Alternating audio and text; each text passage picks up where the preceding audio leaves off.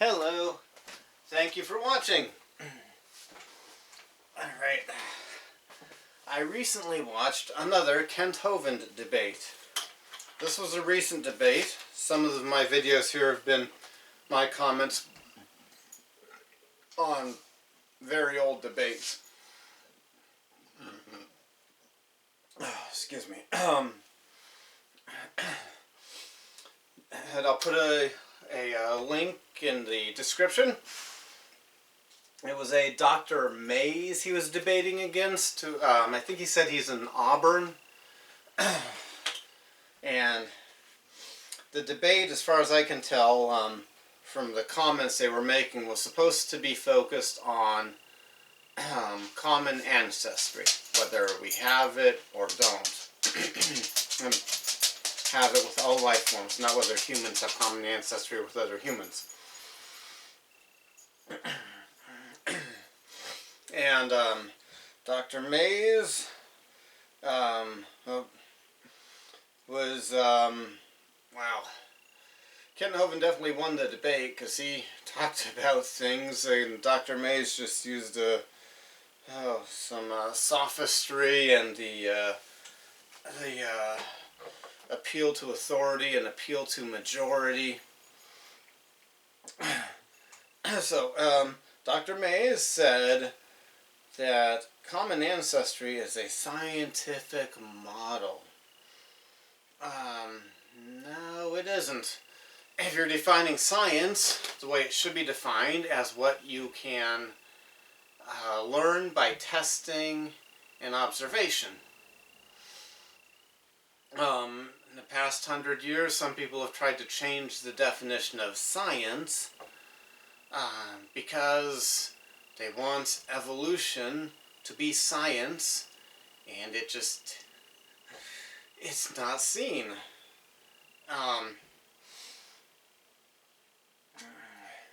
Oh yes, he said it's not because of superficial similarities that they make the phylogenetic trees, but because of probabilities.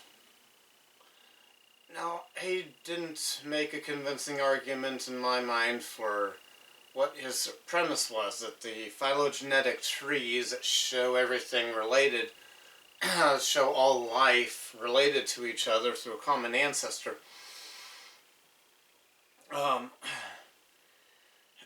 He did not explain how it's not people just drawing what they want, but that there's real proof of the connection. And to the degree that there is similarities between things, that could be because a designer put it there. One thing that he said that was, wow, a little bit stupid. Trying to think of a nice way to put it, but he tried to describe how they look at the probability of what you would get if there were a common ancestor and if there was a creator that created different things. But the possibility, how do you put this? If something is created, it can look any way the creator creates it. Somebody could create a canyon or a hill and make it look like it naturally occurred that way. So the best evidences that there are for evolution could just be the way things were created, which means there's a 100% possibility that things were created. Dr. Mays lied about he said creation says there are no trees or something like that.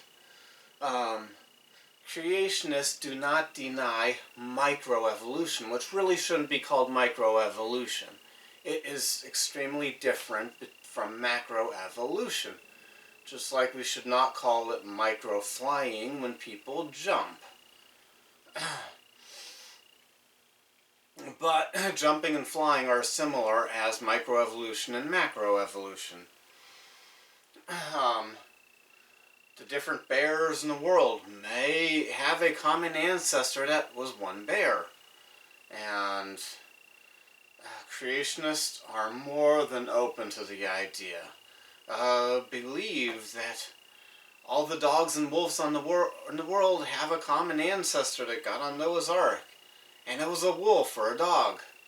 It wasn't a lizard. So, creationism does have trees. It's a lot of trees. Where instead of the evolutionists, one tree. Kent pointed out that the atheists, they come to the wrong conclusion about things. But he does give them credit for looking at animals. He doesn't. Kent Hovind does not accuse the evolutionists of making up, how do you put it, of like investigating animal life on Romulus or the Klingon homeworld, or in what's the name of one of those things in Star Wars, or the planet Endor.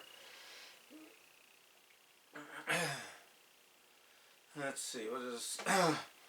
I didn't write everything I was going to say. I wrote reminders to myself about what I saw. Saying it is only not here to discuss common ancestry. So, yeah. One of the things that that Mays and the host lied about is the evolution model.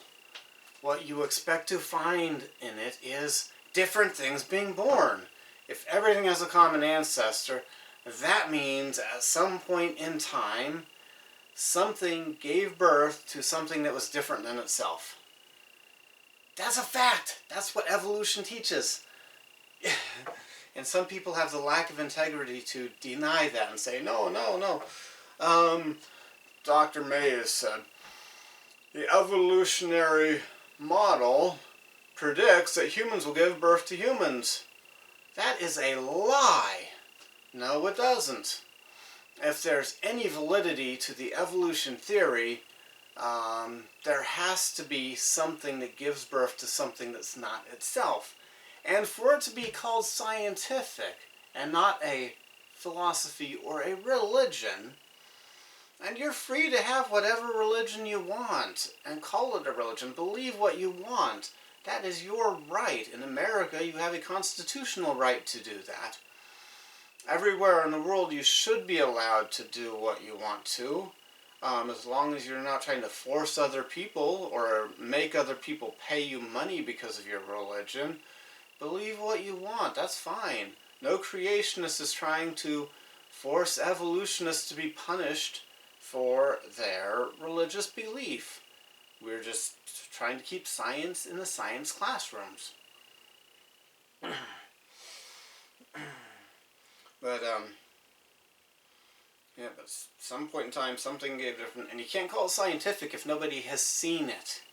And scientists have tried to encourage that. Bacteria have more than one generation in a day. And there have been studies of bacteria where they keep, scientists keep looking at them for decades, and they're still bacteria. They have irradiated fruit flies to encourage genetic mutation and got weird fruit flies that would have died in the wild. But they still had fruit flies. They did not turn into mice, or lizards, or fish.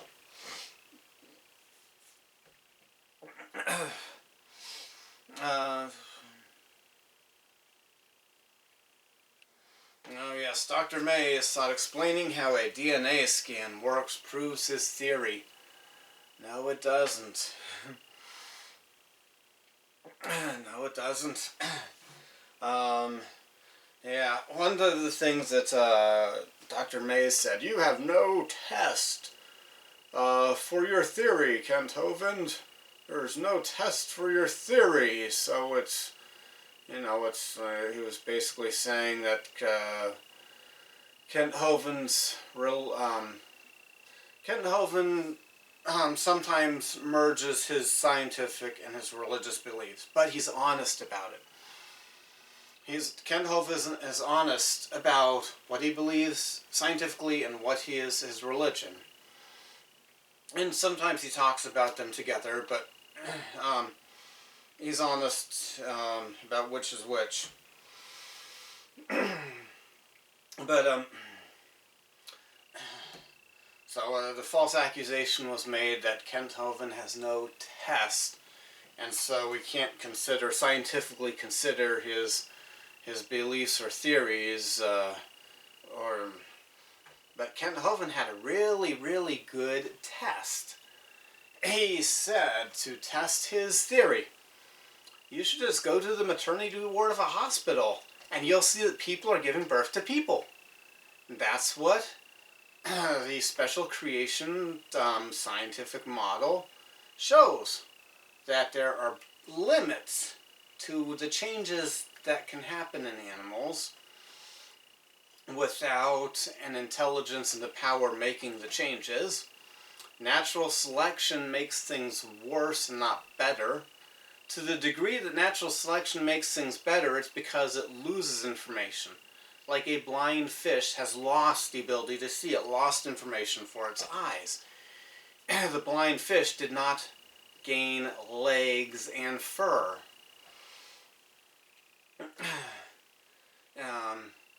The other test Kent Hovind has that proves his theory is for 5,000 years of recorded human history.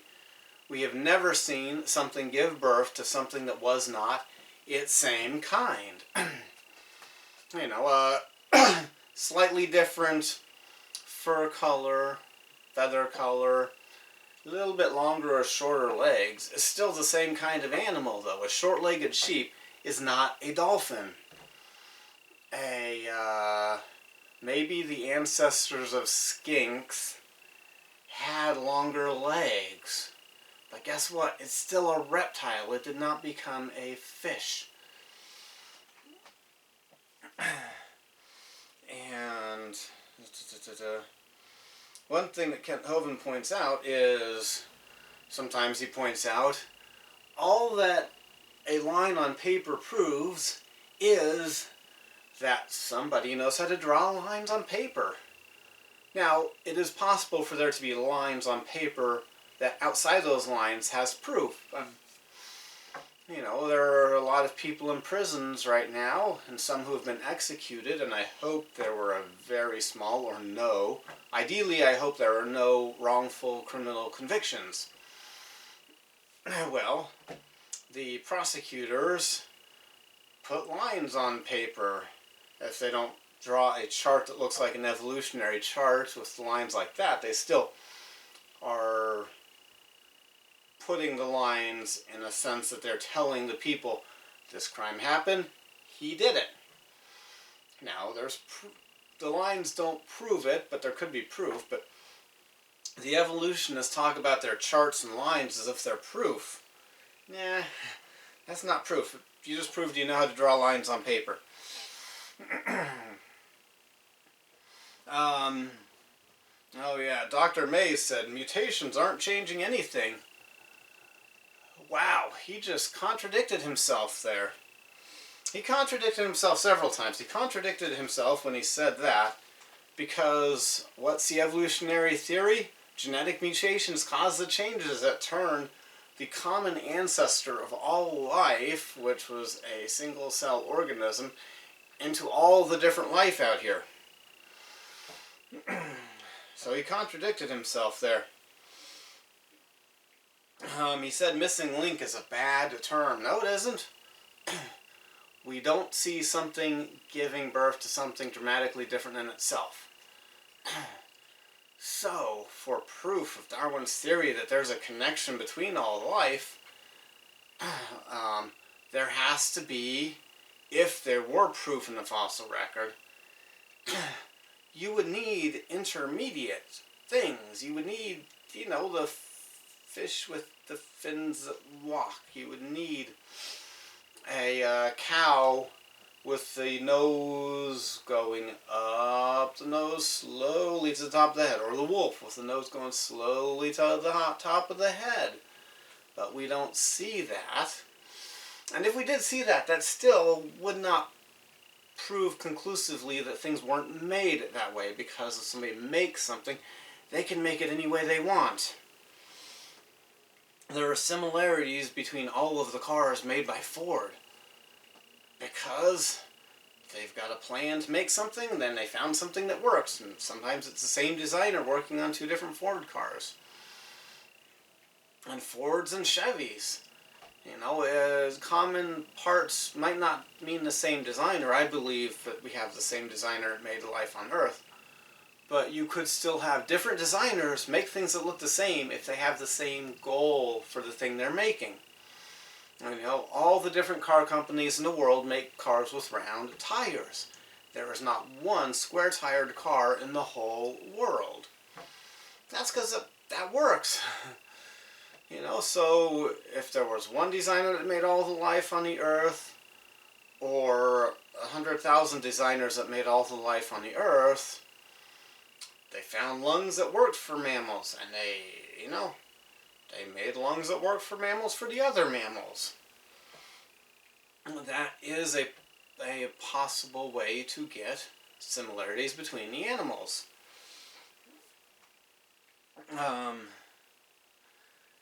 Yeah. One thing Kent Hovind says, that I've heard him say more than once, he said in this debate again, when you find a bone in the ground, all it proves is something died. That's true.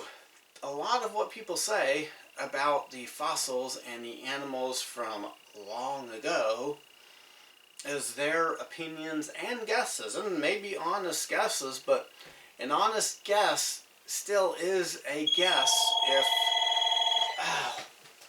okay. What?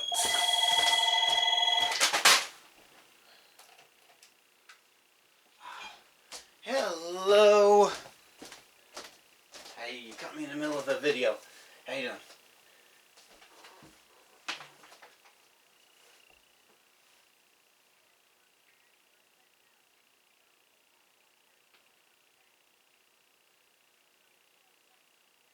Probably, yeah. Yep, alrighty. Shall I call you back when I'm done with the video? I love you, I want to talk to you, but you caught me in the middle of making a video. Alright, love you, bye. Okay. She didn't realize at first I was telling her I was making a video. Okay, now, let's see, yeah. One thing that doesn't make sense about the theory of evolution and the fossil evidence that Kent Hovind points out is the evolutionists believe the bones in the dirt could do something that no animal now does. Every animal now gives birth to its own kind of animal. Now, we use the word species to describe two different species might be the same kind of animal. Polar bears and grizzly bears in the wild, without help from people, interbreed. They're both bears. So they're the same kind of animal. But polar bears and whales in the wild do not breed. They're a different kind of animal. Okay. And... okay. One of Kent Hovind's points in this debate was, if you look at Louis L'Amour books, I don't think I've ever read one, but he's an author who wrote a lot of books, Western books, Western setting novels. All those books are going to have some things in common. Similar characters are all going to have a gunfight. Does that prove that they evolved? No, there was somebody who was writing them, and he used some of the same words. He used the English language in all of his books. He didn't write in Chinese, so you're not going to see Chinese characters there. Now, does that prove that all of Louis L'Amour books evolved, or there was an explosion at an ink factory? No, it's similarities could be from a designer putting things together. Yeah. Oh, Dr. Mays just gave at about 1 hour and 30 minutes into the debate, gave a perfect description of evolution, and then called it ludicrous. You know, evolution is things giving birth to something that's not what it is, and he called that ludicrous. Wow, does this guy not listen to himself?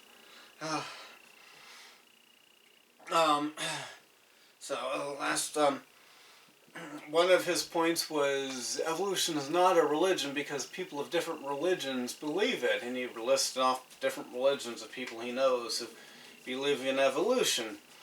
And one crazy person who said nothing about biology makes sense without evolution. That's stupid. No, things can make sense without evolution. But one thought I have about that, Kent Hovind didn't take that one point head on, but what if those people, can hold to two religions? There are people that try to hold to two religions. You know, there are people that marry somebody of a different religion and then do both things, you know. Have Hanukkah and have Christmas because there's a Jewish husband and a Christian wife. You know, give the kids Hanukkah presents and Christmas presents because there's a Jewish, a parent and a Christian parent. People can, try to straddle two religions. But do some of these people talk like they believe evolution? Because they'll get fired if they don't. You have to wonder, because there are people who have been fired for doing far less than believing. A guy at I think it was the Smithsonian, got chased out of his job because he allowed a scientific paper written by Stephen Meyer about the scientific evidence that there is an intelligence behind life on Earth. Got fired for it. So yeah, people do get fired for not towing the party line of the religion of evolution. And yes. And the last Kent asked Dr. Mays if he would still have his job if he went to his dean and said, "I believe evolution now." And Dr. Mays said, "I don't have a clause in my contract that says that I have to believe something. Maybe there's not a clause in his contract, but I bet he would have a hard time at work if he sincerely changed his belief and got up in front of his class and said, 'People find bones in the ground and then make guesses about them. But you don't know what that bone ate for dinner. It's just a bone laying there.'" Kent asked Dr. Mays if he would watch his videos, and he asked Dr. Mays if he would show his videos to his class. And Dr. Mays said no. Maybe that would be reasonable to not show an extremely long video series that would take up the entire semester of class. But Dr. Mays made a comparison between young Earth creationism and flat earthers. And that was a wrong comparison. There is zero evidence of a flat Earth, but a lot of evidence that it's not flat. Now, billions of years, all we have is name-calling and bullying about the billions of years. There's not real evidence of it. The best evidence we have of the billions of years old of the Earth is how far away the stars are. Well, that could be explained by the old scientific theory that the majority of scientists believed a few hundred years ago. Maybe we should stick with that one if we're going with the majority of steady state. If the universe has always existed, maybe the stars have existed for a long time and the creation is just of this planet and solar system.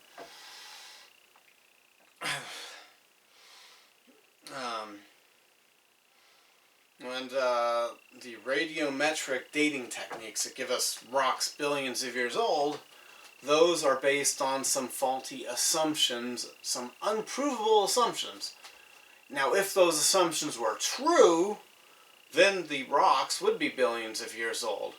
But we know those assumptions are faulty because rocks from volcanic eruptions that we know the date of, because we know when the volcano erupted, because it erupted in modern history. Rocks from those volcanoes are millions and billions of years old according to these dating techniques. That proves those techniques unreliable. Dr. May has proved that he not only is dishonest or bad about putting understanding a distinction between what's a religious belief and what's a scientific belief, or what has been proven, but he proves he's got no clue about what the Bible says. He likes Ecclesiastes because it says when you're dead, nothing happens. Okay, Ecclesiastes does not say there is no God and that when we die we don't have a spirit. Under the sun means what it looks like to us. When somebody dies, we don't see them doing anything. That's all Ecclesiastes was writing.